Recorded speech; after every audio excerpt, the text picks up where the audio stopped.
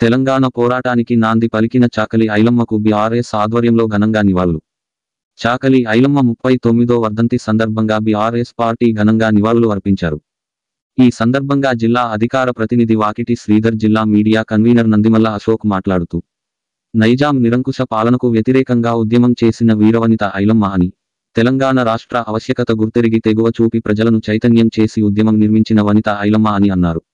Counsellors Bandaru Krishna, Naganna Yadav, గంధం పరంజ్యోతి, గంధం Vijay Devarla Narasimha, Nagendram, inverter Pasha, Chityal రాము, అనిల్ నయ్యూం తదితరులు నివాళులు అర్పించిన వారిలో ఉన్నారు.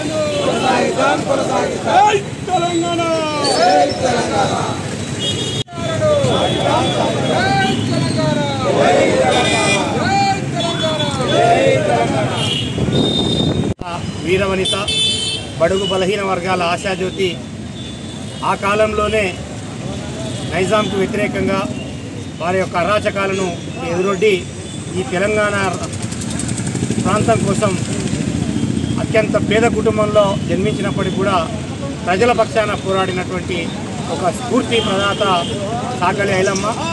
ఆ అమ్మగారి వర్ధంతి సందర్భంగా ఈరోజు భారత రాష్ట్ర సమితి తరఫున వారికి ఘనమైన నివాళిని, వారి యొక్క కుల సంఘంతో కలిసి సమేతంగా వారికి ఘనంగా నివాళి అర్పించడం జరిగింది.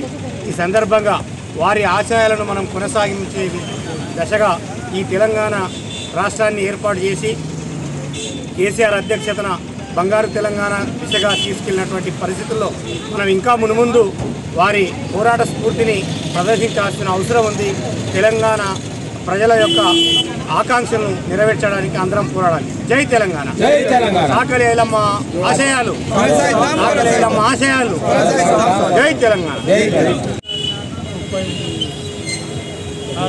39వ వర్ధంతి సందర్భంగా ఈనాటి కార్యక్రమానికి ముఖ్య అతిథిగా TRS municipal vice chairman councillor మన నిర్మల్ గారు, కౌన్సిలర్, గత ప్రభుత్వంలో కేసీఆర్ గారు రాష్ట్ర ప్రభుత్వ పరంగా నిర్మించే ఈ కార్యక్రమానికి మేము రుణపడి ఉన్నాం కేసీఆర్ గారికి.